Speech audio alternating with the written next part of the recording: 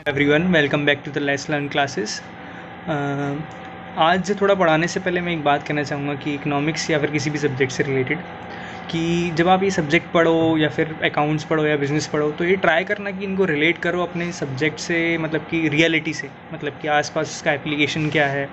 उससे करोगे तो उससे थोड़ा बेटर पढ़ पाओगे, वरना थोड़ा सब्जेक्ट स्ट्रेंज लगने लगता है काफ़ी, मतलब कि मज़ा नहीं आता, उतना इंटरेस्टिंग नहीं लगता। तो ये ट्राई करोगे तो इससे तुम्हारा इंटरेस्टिंग रहेगा। और एक और बात कि यार जो बोर्ड्स की बात होती है कि जो आप 12th में अगर होगे तो आप ये रहता है कि माइंड में यार कि बोर्ड्स के लिए पढ़ रहे हैं, मार्क्स के लिए पढ़ रहे हैं, तो वो वाली बात नहीं होनी चाहिए कि सिर्फ हम मार्क्स ओरिएंटेड रहें। हमारा जो नॉलेज है वो सिर्फ बोर्ड या फिर 12th तक तो नहीं है ना, 12th के बाद भी हमें काम आना है। तो हमें ऐसा पढ़ना है कि हम उसका अगर एप्लीकेशन यूज़ करेंगे तो आगे तक वो कंटिन्यू रहेगा, वरना वो उतना वर्थफुल नहीं, मतलब आपको मज़ा नहीं आएगा उतना, या फिर आपके लिए भी उतना अच्छा नहीं होगा। तो ट्राई करना है कि आपको जो पढ़ो आप तो उसको आसपास रिलेट करो और सिर्फ मार्क्स ओरिएंटेड मत रहो, ठीक है।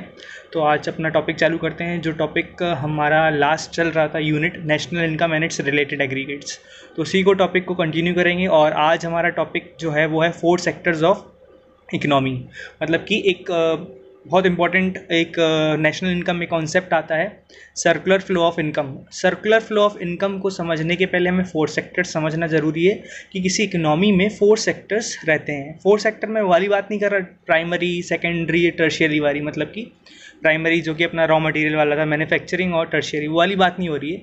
मतलब कि जो मेजर सेक्टर्स होते हैं इकोनॉमी में, जैसे कि हाउस होल्ड, प्रोड्यूसर, इनकी बात हो रही है, ठीक है। और जैसे कि सर्कुलर फ्लो ऑफ इनकम मैंने बोला एक आपका बहुत इंपॉर्टेंट टॉपिक है। अगर आपको नेशनल इनकम समझना है अच्छे से तो उसको पढ़ने से पहले हमें ज़रूरी है हम 4 सेक्टर समझें। और 4 सेक्टर समझने से पहले हमारा ये ज़रूरी है कि हम 2 चीज़ों को क्लियर करें, स्टॉक और फ्लो। हमने जो इंट्रोडक्शन वाली क्लास ली थी मैक्रो इकोनॉमिक्स की, उसमें बात करी थी वेरिएबल्स की, मतलब कि जो वेरिएबल्स लाइक डिमांड और सप्लाई और बहुत सारी चीज़ें जो कंटिन्यूसली चेंज होती रहती है। अब इन वेरिएबल्स को हम मेजर करते हैं, तो इन्हीं मेजर करने के कारण हमें इसकी 2 कैटेगरी मिलती है, एक होती है स्टॉक और एक होती है फ्लो। मतलब कि स्टॉक और फ्लो क्या है, वेरिएबल्स हैं कुछ जिनको हमें मेजर करना है। मेजर मतलब कि हमें इनको मेजर करना है। अब देखो कुछ चीज़ें मेजर होती हैं at a period of time. Period of time मतलब कि एक मिनट, जैसे कि हाँ, पीरियड ऑफ टाइम की बात होती है। तो फ्लोज क्या होते हैं जनरली, पीरियड ऑफ टाइम, मतलब कि जैसे मेरी इनकम है तो इनकम क्या है, मेरी इनकम हो सकती है आवरली बेसिस की, मेरी इनकम हो सकती है वीकली बेसिस की, मंथली बेसिस की, ईयरली बेसिस की। मतलब यहाँ पर एक चीज़ आ रही है, क्या आ रही है, यहाँ पर टाइम डायमेंशन आ रहा है, मतलब कि टाइम की बात हो रही है। मतलब यहाँ पर पीरियड आ रहा है, जैसे कि कोई नदी बह रही है मान के चलो, तो वो क्या है, एक फ्लो है। तो मतलब कि कंटिन्यूसली 1 घंटे में मैंने बोला कितना पानी बहा, तो मैंने किसकी बात करी, 1 आवर की। तो 1 आवर वहाँ पर क्या है, फ्लो। मतलब कि ऐसे वेरिएबल्स जिनको हम मेजर करते हैं पीरियड ऑफ टाइम पर।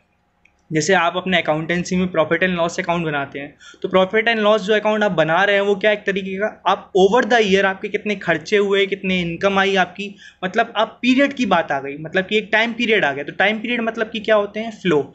मतलब इकोनॉमिक्स में वो वेरिएबल जहाँ पर पीरियड ऑफ टाइम आ जाता है या फिर जिनको मेजर करते हैं पीरियड ऑफ टाइम में, उनको अपन बोलते हैं फ्लो। और फ्लो में एक चीज़ होती है टाइम डायमेंशन। टाइम डायमेंशन मतलब कि वीकली, मंथली, ईयरली। तो वो वेरिएबल्स जो इन सब कैटेगरी में फॉल करते हैं उनको अपन क्या कहते हैं, फ्लो कहते हैं।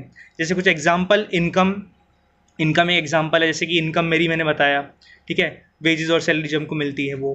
और कैपिटल फॉर्मेशन, मतलब कि इससे लास्ट वीडियो में अपन ने पढ़ा था इन्वेस्टमेंट भी क्या था कि ओवर द एक साल या फिर एक मंथ में मैंने कितना पैसा इन्वेस्ट किया, दैट मीन्स कितना पैसा इन्वेस्ट किया ओवर द मंथ, मतलब पीरियड आ गया, दैट मीन्स इसकी बात आ गई, फ्लो की बात आ गई, ठीक है। अब ऐसी एक वेरिएबल्स होते हैं जो होते हैं स्टॉक। जैसे आप एक बात ध्यान रखना, हाँ, प्रॉफिट एंड लॉस अकाउंट से रिलेट करना उसको। प्रॉफिट एंड लॉस अकाउंट जब आप बनाते हो तो क्या लिखते हैं, फॉर द ईयर 2016 to 17, मतलब कि पीरियड की बात आ गई, तो ऐसे याद रखना, ठीक है। और ध्यान करो बैलेंस शीट कैसे लिखते हैं, बैलेंस शीट में क्या लिखते हैं, age on year, age on 31 दिसंबर 2013 या 14 जो भी ईयर है, पर क्या लिखते हो, एज ऑन, मतलब कि उस टाइम पर, मतलब कि वहाँ पर टाइम पीरियड नहीं आ रहा, at a point of time. मतलब कि ऐसे वेरिएबल्स जिनको अपन मेजर करते हैं at a point of time, मतलब कि अभी इसी समय क्या चीज़ है, क्या पोजीशन है। जैसे मैंने बोला कि आपके पास कितनी वेल्थ है, मतलब कि इस टाइम पर कितनी जायदाद है तुम्हारी, तो वो क्या है, एक वेल्थ की बात आ गई, ठीक है। तो वेल्थ क्या है, एक स्टॉक है। और भी एग्जांपल हो सकते हैं, सप्लाई ऑफ मनी, मैंने बोला कि गवर्नमेंट ने या फिर सेंट्रल बैंक ने मार्केट में कितना सप्लाई करा है मनी का, कितना सप्लाई अभी मार्केट में है, कितनी मनी 500 और हज़ार के नोट नहीं चल रहे हैं, मतलब कि जो बड़ी करेंसी चल रही है वो मार्केट में कितने सर्कुलेशन में है अभी इस टाइम, तो वो क्या है, स्टॉक। और एग्जांपल समझना, जैसे कि मान के चलो आपके घरों में वाटर टैंक होगा, तो वाटर टैंक में जो हमारा अमाउंट रहता है वाटर का, तो वो क्या है, स्टॉक। मतलब पॉइंट ऑफ टाइम मैंने पूछा कि अभी वाटर टैंक में कितना कितना वाटर अवेलेबल है, तो अभी पूछा मैंने, जस्ट अभी, मतलब कि लाइक पॉइंट ऑफ टाइम, तो वो क्या है, स्टॉक। और मतलब कि ओवर द डे मैंने या फिर एक घंटे में कितना पानी का खपत किया या फिर पानी को कितना यूज़ किया, तो वो क्या है, फ्लो। ठीक है। तो फ्लो क्या है, जहाँ पर पीरियड की बात आती है और जहाँ पॉइंट की बात आती है, मतलब वो क्या होते हैं, स्टॉक। मतलब टाइम डायमेंशन कहाँ पर नहीं आता, स्टॉक में टाइम डायमेंशन नहीं आता और फ्लो में टाइम डायमेंशन आता है। ये तो हमारा स्टॉक और फ्लो। इसको और एक एग्जांपल समझ सकते हो, जैसे कि मान के चलो कि ये हमारी कोई एक बैंक है, अपनी बैंक, ठीक है। तो ये हमारा यहाँ पर एक सेविंग बैंक अकाउंट है। तो हमारा सेविंग बैंक अकाउंट में हम क्या करते हैं, जनरली डिपॉजिट करते हैं, मतलब कि जैसे मैंने कि पैसे जमा कराए यहाँ पर, ठीक है। तो यहाँ पर पैसे जमा कराए, तो वो क्या है, मतलब कि फ्लो हो रहा है, मतलब कि जमा करा रहा हूँ, मतलब कि एक मंथ में मैंने कितना पैसा वहाँ पर बैंक में लगाया या फिर डिपॉजिट किया, तो वो क्या है, मेरा फ्लो। ठीक है। अब मेरे बैंक में पैसे आ गए, तो वो क्या है, मेरा बैंक डिपॉजिट। मतलब कि जैसे अब जब आप कैश बुक की एंट्री कराने जाते हो, तो उसमें बैलेंस लिख के आता है कि इस तारीख पर अभी कितना बैलेंस है आपके अकाउंट में, तो वहाँ पर पीरियड नहीं आ रहा है, अभी की बात हो रही है, अभी के टाइम पर आपका कितना वहाँ पर बैलेंस है। मतलब बैंक में जो आपका पैसा रखा है वो आपका क्या है, स्टॉक। और जब आप उसमें पैसा डलवाते हो उसको डिपॉजिट कहते हैं। तो डिपॉजिट भी क्या है, हमारे डिपॉजिट फ्लो है। और हमारा जो बैंक में पैसा रखा है वो क्या है, स्टॉक। और जब हम विड्रॉल करते हैं वो भी हमारा क्या है, फ्लो। जैसे मैंने कि 10,000 हर महीने में जमा करा रहा हूँ मेरी बैंक में, ठीक है, तो वो मेरा क्या है, फ्लो है। और जैसे ही मैं विड्रॉल भी कराऊंगा तो वो भी फ्लो होगा। दैट मीन्स एक बात यहाँ पर ध्यान समझना कि स्टॉक और फ्लो आपस में डिपेंड करते हैं। अगर मेरे पास फ्लो नहीं होगा, मतलब मैंने पैसे जमा नहीं कराया बैंक में, तो मैं डिपॉजिट मेरे कम होंगे, स्टॉक भी कम होगा। दैट मीन्स जैसे कि वाटर टैंक, अगर वाटर टैंक में मैं पानी कम डालूंगा वहाँ पर, मतलब कि पानी कम चढ़ाऊंगा वहाँ पर, तो वहाँ पर स्टॉक भी कम होगा। और ऐसे ही अगर स्टॉक कम होगा तो मेरा फ्लो भी कम होगा। तो कहीं ना कहीं स्टॉक और फ्लो आपस में कैसे होते हैं, इंटरडिपेंडेंट है, मतलब कि आपस में इंटरलिंक्ड है। ठीक है। तो ये होती है mutual dependence between stock and flow. ये बैंक के एग्जांपल समझा अपन ने, एक वाटर टैंक का एग्जांपल है। ठीक है। तो ये हमारे क्या होता है, स्टॉक और फ्लो। अब ये हमने समझ लिया स्टॉक और फ्लो। अब हम चलते हैं जो मेन हमारा टॉपिक है आज का, 4 सेक्टर्स ऑफ अवर इकोनॉमी। जो 4 सेक्टर्स मेनली रहते हैं इकोनॉमी में, वो वाली बात कर रहे हैं। देखो, अब जैसे मैक्रो इकोनॉमिक्स कब आई थी, 1930s के बाद। ठीक है। तो 1930s के बाद जनरली गवर्नमेंट का इंटरफेरेंस नहीं था, और जनरली जो इकोनॉमीज थी, मतलब कि इंडिया की, यूएसए की, मतलब लाइक बहुत पहले चले जाओ, तो वहाँ पर ट्रेड ज़्यादा नहीं होता था एक दूसरे के देश के साथ। तो मतलब कैसे 2 सेक्टर होते थे, कौन से, 2 ही सेक्टर जनरली रहते हैं मेन, जो रहते हैं हाउस होल्ड और एक प्रोड्यूसर, मतलब एक बनाने वाला और एक कंज्यूम करने वाला। जो कंज्यूम करने वाला है वो कौन है, हाउस होल्ड सेक्टर। ठीक है। जो मतलब कंज्यूमर्स की बात करी थी अपन ने, जो कंजम्पशन एक्सपेंडिचर करते हैं वो कौन है, हाउस होल्ड सेक्टर वाले। ठीक है। और जो गुड्स को बनाते हैं वो कौन थे, प्रोड्यूसर सेक्टर। ये 2 मेन थे हमारे। ठीक है। फ्री मार्केट इकोनॉमी में जनरली यही 2 एग्जिस्ट करते हैं।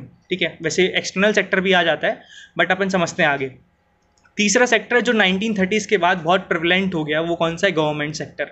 ठीक है। गवर्नमेंट सेक्टर क्या करता है, गवर्नमेंट सेक्टर गुड्स का कंजम्पशन भी करता है। जैसे कि मैंने बताया था चैरिटी वगैरह में, जैसे कि कोई अभी वायरस के टाइम पर गवर्नमेंट क्या कर रही है, डिस्ट्रीब्यूट कर रही है राशन वगैरह, तो गवर्नमेंट कंज्यूमर बन गई है। गवर्नमेंट कभी कभी प्रोड्यूसर भी होती है, तो एक गवर्नमेंट सेक्टर होता है। गवर्नमेंट और भी इंटरफेयर करती है इकोनॉमी में, कैसे, government law and order maintain करती है। एडमिनिस्ट्रेटिव सर्विसेज जो आसपास आप देखते हो, जैसे कि आपको लाइसेंस बनवाना है, ठीक है, बर्थ सर्टिफिकेट, डेथ सर्टिफिकेट, ये सर्विसेज कौन प्रोवाइड करता है, गवर्नमेंट। तो एक गवर्नमेंट सेक्टर होता है। ठीक है। गवर्नमेंट दोनों रहती है, प्रोड्यूसर भी रहती है और गवर्नमेंट कंज्यूमर भी रहती है। और गवर्नमेंट एक और रहती है वेलफेयर एजेंसी। क्यों, बिकॉज गवर्नमेंट का मेन काम रहता है कि वेलफेयर देखना, ओवरऑल इकोनॉमी में वेलफेयर हो रहा है या नहीं हो रहा है। दैट मीन्स कहीं ना कहीं पब्लिक गुड्स, जैसे कि रेलवे वाली बात आ गई एक हमारे इंडिया में, जो पब्लिक गुड्स है, और ऐसे गुड्स जो प्राइवेट गुड्स नहीं, प्राइवेट वाले लोग नहीं प्रोवाइड करते, तो वो कौन प्रोवाइड करता है, गवर्नमेंट सेक्टर। तो एक हमारा होता है गवर्नमेंट सेक्टर। अब थोड़ी एक और हाउस होल्ड सेक्टर की जो बात रह गई थी उसकी बात करते हैं। जो हाउस होल्ड सेक्टर हमारा रहता है वो जनरली ओनर होता है फैक्टर्स ऑफ प्रोडक्शन का। किसका, फैक्टर्स ऑफ प्रोडक्शन। मतलब जब हम प्रोडक्शन करते हैं, जो प्रोड्यूसर गुड्स बनाते हैं, तो गुड्स बनाने के लिए वो कुछ फैक्टर्स का यूज़ करते हैं, तो वो फैक्टर को ओन कौन करता है, वो फैक्टर को ओन करते हैं हाउस होल्ड सेक्टर, मतलब कंज्यूमर लोग। ठीक है। प्रोड्यूसर सेक्टर क्या करता है? प्रोड्यूसर सेक्टर गुड्स को प्रोड्यूस करता है, कहीं ना कहीं वैल्यू एडिशन वाली बात पढ़ी थी हमने, मतलब कि गुड्स में वैल्यू ऐड करता है या फिर गुड्स को ट्रांसफॉर्म करता है रॉ मटेरियल से कुछ अलग फॉर्म में, तो वो कौन करता है? Producer sector. ठीक है, तो ये हमारा प्रोड्यूसर हो गया, हाउस होल्ड हो गया और गवर्नमेंट सेक्टर हो गया। अब एक और सेक्टर एग्जिस्ट करता है जो कि आजकल बढ़ गया है आफ्टर 1991 जो पॉलिसीज हमारी चेंज हुई, उसको बोलते हैं एक्सटर्नल सेक्टर। फिर वैसे तो ये खैर मतलब पहले भी एग्जिस्ट करता था, पहले भी लाइक इंडिपेंडेंस के पहले या हिस्ट्री के प्रीवियस टाइम में चले जाओ तो भी हमारा ट्रेड दूसरे देशों के साथ रहता था। ठीक है, तो वो क्या है, मतलब कि हमारी इकोनॉमी ट्रांजैक्शन कर रही है किसके साथ? दूसरी इकोनॉमीज के साथ। तो इसको जनरली हम किस में बोलते हैं? External sector. इसको दूसरा नाम भी होता है rest of the world sector. मतलब कि हमारी इकोनॉमी को छोड़ के हमारी इकोनॉमी का जो ट्रांजैक्शन है दूसरी इकोनॉमीज के साथ हो रहा है। जैसे कि पहले के टाइम पर हिस्ट्री में चले जाओ, जनरली इंडिया से क्या आता था? स्पाइसेस वगैरह, ज्वेलरी वगैरह। तो ये हमारा जो लेन देन था किसके साथ था? दूसरी इकोनॉमीज के साथ। तो वो दूसरी इकोनॉमीज को हमने क्या बोल दिया? Rest of the world sector. ठीक है, इनके साथ हमारा जनरली क्या रहता है? एक्सपोर्ट और इम्पोर्ट। एक्सपोर्ट करते हैं हम गुड्स एंड सर्विसेज का और इम्पोर्ट भी करते हैं, क्योंकि आजकल कोई भी देश अपने आप पे सारे गुड्स नहीं बना सकता। जरूरी है हम दूसरों पे डिपेंड करते हैं, वहाँ से कुछ गुड्स मंगाते हैं और वो हमसे कुछ गुड्स मंगाते हैं। तो ये हमारे 4 सेक्टर होते हैं जो मेन इंपॉर्टेंट रहते हैं इकोनॉमी के लिए। ठीक है, अब ये 4 सेक्टर की बात हो गई। अब यही 4 सेक्टर आपस में एक दूसरे पे डिपेंड करते हैं, क्योंकि हमको पता है यार हाउस होल्ड सेक्टर क्या करता है? ओनर है किसका? फैक्टर्स ऑफ प्रोडक्शन का। मतलब जो प्रोडक्शन के लिए फैक्टर्स हैं वो किसके पास है? House hold.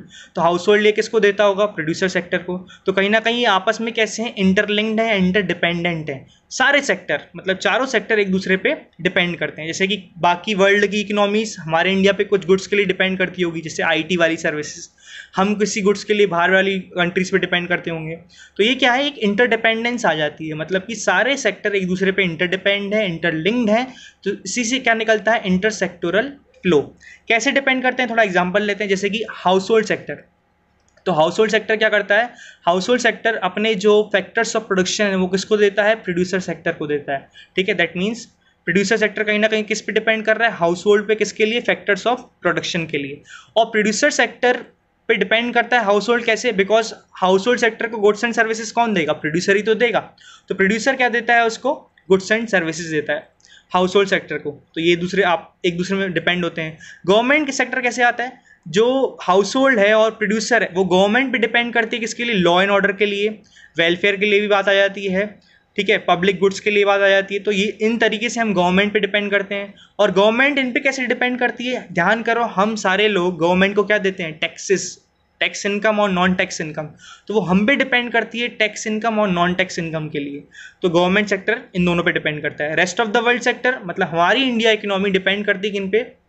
वर्ल्ड की दूसरी इकोनॉमीज पे। और वर्ल्ड की दूसरी इकोनॉमीज किस पे डिपेंड करती हैं? हमारी इंडिया की इकोनॉमी पे।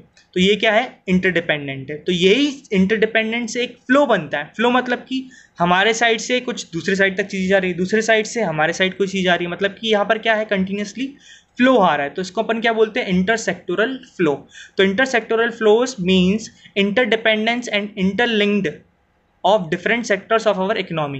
तो ये सिंपल सी डेफिनेशन है किसकी? इंटरसेक्टोरल फ्लोज की। अब जो फ्लो होते हैं उनको जनरली 2 कैटेगरी में हमने बांटा, रियल फ्लो और मनी फ्लो। देखो इसका एग्जांपल अपन थोड़ा सा 2 सेक्टर इकोनॉमी मिलेंगे। 2 सेक्टर मतलब कि जो मेन होते हैं, प्रोड्यूसर और हाउस होल्ड। हम मान के चल रहे हैं कि गवर्नमेंट अभी मार्केट में नहीं आ रही है, इंटरफेयर नहीं कर रही है। तो 2 सेक्टर कौन कौन से है? प्रोड्यूसर और हाउस होल्ड। सिंप्लीफाई करने के लिए सिंपल मॉडल। तो रियल फ्लो क्या होते हैं? देखो नाम क्या आ रहा है? नाम हमारा आ रहा है रियल। तो रियल में मतलब कि मनी नहीं आएगी। देखो मनी जो है वो एक इमेजिनरी थिंग है, ठीक है, मतलब जो हमने इन्वेंट करी है। पर लेकिन जो लैंड वगैरह है, जो बिल्डिंग वगैरह है, ये सब रियल स्टफ है, मतलब कि मटेरियल है और ये सब रियल चीज़ें हैं। गुड्स एंड सर्विसेज जो हम कंज्यूम करते हैं वो भी रियल है। तो ये क्या है? Real flow. तो अपन 2 सेक्टर की इकोनॉमी में समझते हैं कैसे क्या होते हैं रियल फ्लोज। देखो हाउस होल्ड सेक्टर अपन ने बात करी। हाउस होल्ड सेक्टर क्या है? ओनर है किसके? फैक्टर्स ऑफ प्रोडक्शन के। That means house hold sector क्या करेगा? फैक्टर्स ऑफ प्रोडक्शन को प्रोवाइड करेगा किसको? प्रोड्यूसर सेक्टर तक। मतलब कि उसने किसको दिए? प्रोड्यूसर सेक्टर को दिए फैक्टर्स ऑफ प्रोडक्शन।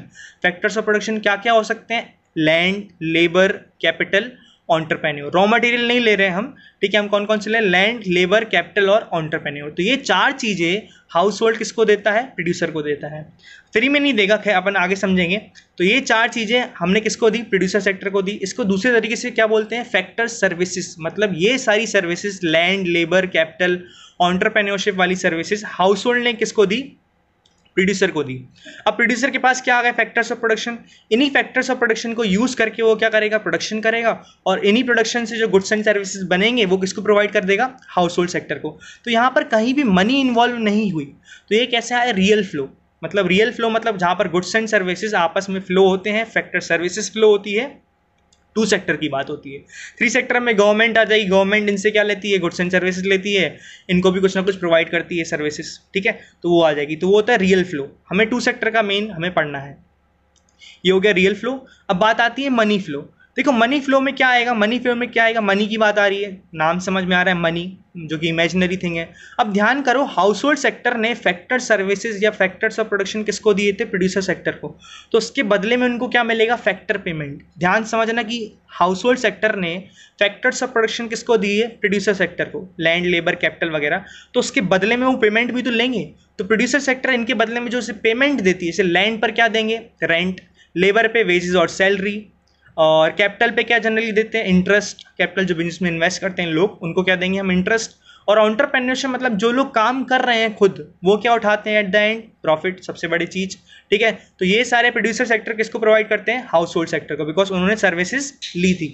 अब प्रोड्यूसर सेक्टर ने किसको गुड्स दिए थे, हाउस होल्ड सेक्टर को, तो उसके बदले में उनको क्या मिलेगा, पेमेंट, किसकी, गुड्स एंड सर्विसेज की, ठीक है। तो ध्यान करो, जो goods and services producer sector ने बनाए और किसको दी, हाउस होल्ड को। तो हाउस होल्ड सेक्टर जो एक्सपेंडिचर करेगा वो एक्सपेंडिचर किसके पास जाएगा, प्रोड्यूसर सेक्टर के पास जाएगा।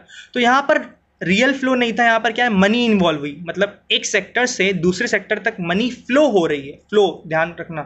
तो ये क्या है, मनी फ्लो है, ठीक है। अब ध्यान रखना, मनी फ्लो होते हैं जो अपोजिट होते हैं रियल फ्लो के। अगर मैं किसी से सामान खरीदूंगा तभी तो मैं उसको पैसा दूंगा, तो ये वाली बात आती है, ठीक है। तो मनी फ्लो तभी होंगे जब रियल फ्लो होंगे, या फिर उसके अपोजिट होंगे। अगर रियल फ्लो नहीं होंगे तो मनी फ्लो भी नहीं होंगे।